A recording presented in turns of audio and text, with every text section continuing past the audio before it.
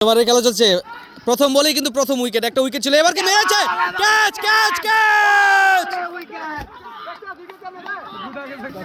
Tongi golden star ভালো একটা শুরু করেছিল, কিন্তু শেষ মুহূর্তে এসে তারা কিন্তু আর পেরে উঠছে না। এখনো সুযোগ আছে, 4 বলে যদি 4টা 6 মারতে পারে ম্যাচ ড্র হওয়ার একটা সুযোগ আছে।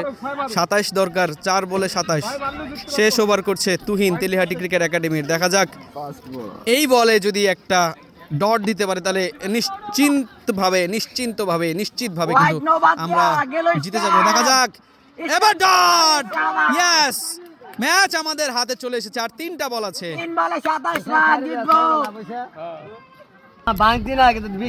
চতুর্থ বল, দেখা যাক এবার রান আউট হবে কি?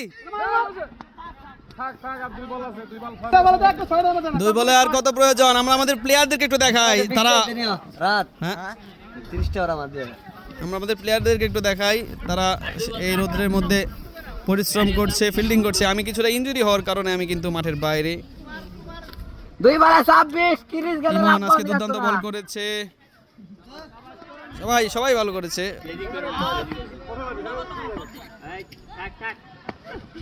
এবার মেরেছে, এবার ক্যাচ হবে কি? ক্যাচ, ইয়েস, ক্যাচটা কি আমি ধরতে পেরেছি? আমি কি ক্যামেরায় রাখতে পেরেছি ক্যাচটা?